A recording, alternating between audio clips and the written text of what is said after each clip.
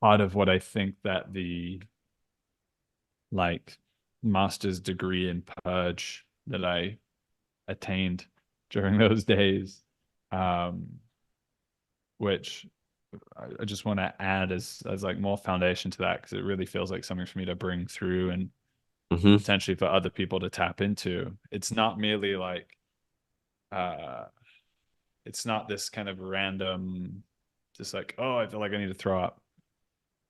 It's like lying back, coming into relation with the medicine, feeling the medicine move, and then at a certain point starting to experience movement in your body that is not self-directed but is with permission. And for Christians, this is going to feel very witchcrafty, and they're going to have to get over it because it's actually the Holy Spirit of the medicine that's moving.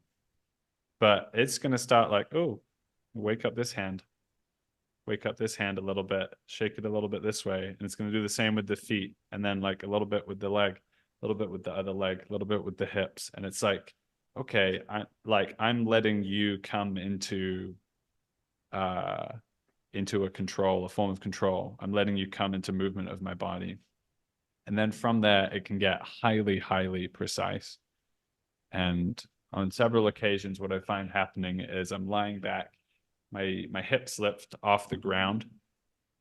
You know, my knees are up, my hips lift off the ground, and I start having this very precise, uh, like the whole axis of my hips and gut area becomes like an instrument, and the instrument is being very particularly shaped out through subtle manipulation by the medicine, um, in order to like sense and locate things within the energetic body and within the ancestral body. So it's through that ongoing process of shaking, which does have some rhyme with things I've seen from like Christian ecstatics, Hmm. but it feels more precise. It doesn't just feel like shaking with the spirit. It feels like a masterful surgeon artist is moving. And so from that place, you're finding the things to move, and those things are not confined to your personal experience. Mm. Hmm. Both during the ceremony and afterwards, in the medicine space, I experience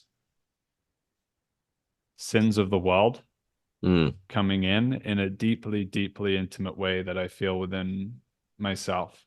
Mm. Um, like from this ground, you contend with uh,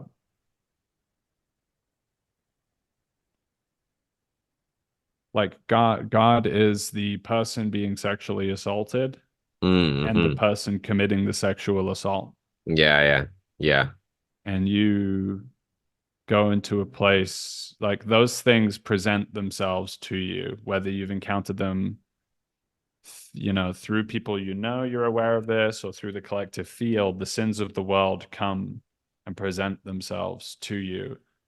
And you have to somehow like find God. You have to first recognize this is all God.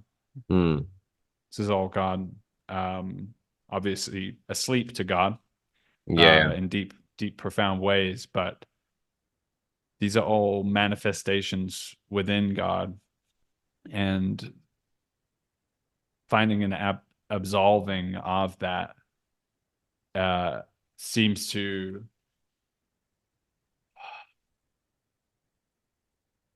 like, in order to not fall into despair yeah. Mm-hmm. in the Mm-hmm. opening to the the collective pain of the world, Mm-hmm. there has to be this really powerful stacking of the the power of the medicine and the purgativity of the body to like, oh, like when I'm getting that, like when I'm like getting like I'm down the dark alleyway, like the crime is occurring, the sin is happening. I'm like I'm like getting like down into that, and I'm like purging it up from my body. And as I'm doing that, it's like bringing it up to the level of the space I was describing in the Bufo, Mm-hmm, which is mm-hmm. all things forgiven, all things ultimately let go. And so I have to like bring the sin that's like right at the bottom and like right at the bottom of the gut, and I have to like loosen it up and bring it up to God and let it go to God. And in that way it's like it's the enactment of all sins forgiven. So Yeah. that's a big piece of it. I have another big piece, but let's see if Well, there's anything for let me you. just resonate quickly with that. I'll try not to add much more. I don't think I need to. I think you said that really well, but just to resonate with it from another angle for people who may, you know, and for the part of myself that, struggles to understand that sort of language. It's like I've thought for a long time that theosis, enlightenment, whichever language you want to use, becomes possible only after all of reality to which I have been exposed is integrated. And that only occurs when I have forgiven, when forgiveness has happened to all things related to me. And that only happens when all things related to me have been given grace, which doesn't happen from my own ground, but happens as a consequence of this sort of like radical, courageous intimacy facing up to the reality of the rape in the dark alley, the genocide of the Holocaust, the pick whichever horrific sin we want to, right? But especially for those of us alive right now with access to something like the internet, we are inundated with sin and evil. And we hold all of that in our psychic body, at least, right? Mm-hmm. And to the degree that we have not managed to forgive all of it, we continue to contribute to it on one hand, but also we remain separate from God because to the degree that we haven't allowed forgiveness to happen, we remain the judge over what should and shouldn't have happened, and therefore we are God. So that's just, I think I'm saying, as far as I can tell, I'm saying the exact same thing that you're saying, just with different language from a different point.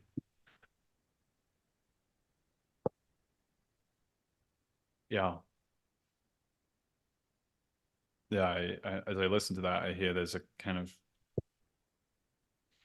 a mirror in the courageous intimacy that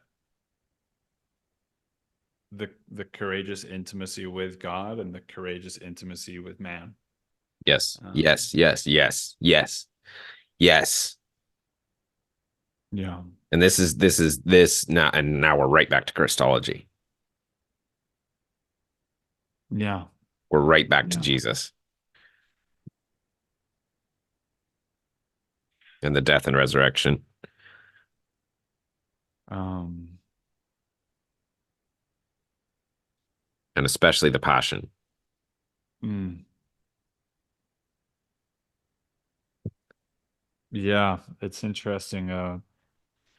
Both for myself, and it seemed like most people in the ceremony, the second Aya ceremony, came back with some degree of reports of having experienced immense sufferings or tortures of some kind. Interesting. Um, and as suggested by what we just said, whether something occurred in the collective or in your personal experience is not categorically significant in the medicine space, because you have, to a degree, let go of your personal identification with what's just yours.